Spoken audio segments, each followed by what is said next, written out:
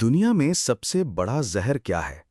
न गरीबी, न असफलता, बल्कि और चाहिए की भूख। नेवर इनफ, जब काफी कभी भी काफी नहीं होता। नमस्ते दोस्तों, मैं हूं विवेक और आप देख रहे हैं बुक डिकोडर इन हिंदी। आज हम बात करेंगे द साइकोलॉजी ऑफ मनी की तीसरी चैप्टर नेवर इनफ के बारे में। ये वो चैप्टर है जो आपको एक बहुत असहज लेकिन सच्चा सवाल पूछता है कि आपके लिए कितना काफी है। मॉर्गन हाउसेल हमें बताते हैं कि पैसा कमाना और पैसा रखना, ये दोनों एक ही खेल के दो हिस्से हैं, लेकिन इनके नियम अलग अलग हैं। और अगर हमें ये नहीं पता कि हमारे लिए इनफ क्या है, तो ये खेल कभी खत्म नहीं होगा और हम हमेशा दौड़ते रहेंगे। पिछले चैप्टर में हमने देखा था, लक और रिस्क हमारी मेहनत से ज्यादा ताकतवर हो सकते हैं। कभी ये हमें ऊपर ले जाते हैं तो कभी नीचे गिरा देते हैं। लेकिन आज हम सीखेंगे कि क्यों कई बार जीतने के बाद भी लोग हार जाते हैं, सिर्फ इसलिए क्योंकि उन्हें पता नहीं होता कि इनफ कहां है। मैं आपको कुछ डिफरेंस बताता हूं, रजत गुप्ता और वॉरेन बफेट की। मॉर्गन शुरुआत करते हैं एक चौंकाने वाली कहानी से। रजत गुप्ता एक बहुत सफल व्यक्ति, हार्वर्ड एमबीए, मैकेंजी के ग्लोबल हेड, करोड़ों डॉलर की नेटवर्थ, लेकिन फिर भी इनसाइडर ट्रेडिंग में फंस गए। क्यों? क्योंकि वो और चाहते थे। उनके पास इतना था कि वो अपनी अगली 100 जनरेशन्स को आराम से पाल सकते थे, लेकिन वो और के पीछे भागे और सब कुछ खो दिया।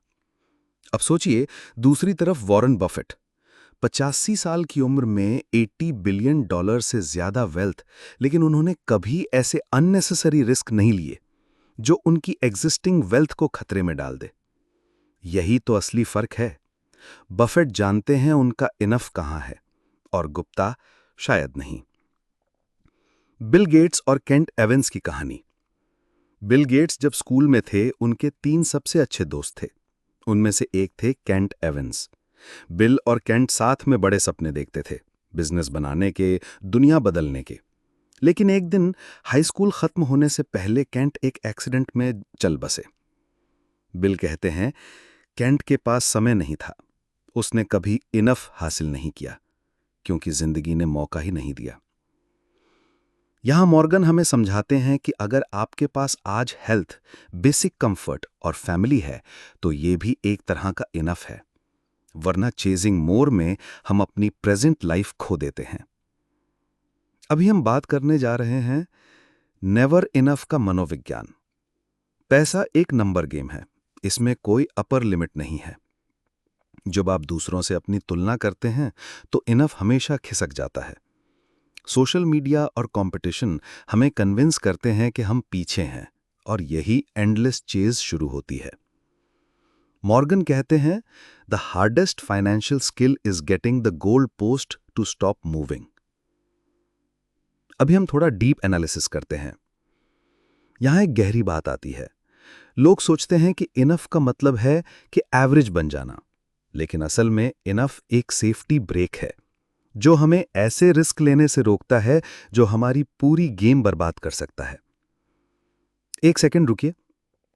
अगर रजत गुप्ता रिस्क ना लेते तो वो आज भी बिलियनर होते, लेकिन एक रॉन्ग डिसीजन ने उन्हें जीरो कर दिया।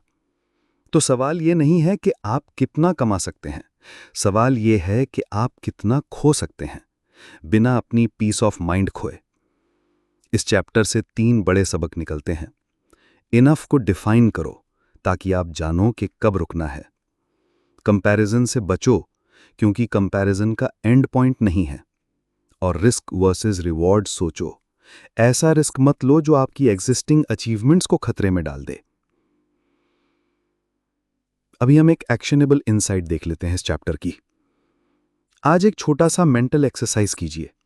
अपने लिए लिखो, मेरे लिए फाइनेंशियल इनफ क्या है? किस पॉइंट के बाद मैं सिर्फ सेटिस्फेक्शन के लिए काम करूंगा, ना कि ग्रीड के लिए? याद रखिए, कभी कभी सिर्फ 1% एक्स्ट्रा रिस्क ही आपकी पूरी लाइफ बदल सकता है, और वो भी गलत डायरेक्शन में। तो मैं आपसे पूछना चाहता हूं, आपके लिए कितना काफी है? कमेंट में बताइए ताकि दूसरों को भी इंस्पायर मिले। अगर ये वीडियो आपको वैल्यूएबल लगा तो इसे लाइक कीजिए, शेयर कीजिए और सब्सक्राइब कीजिए बुक डिकोडर इन हिंदी चैनल को, ताकि अगला चैप्टर भी आप मिस ना करें। सोच बदलिए, नजरिया बदलेगा और जिंदगी भी।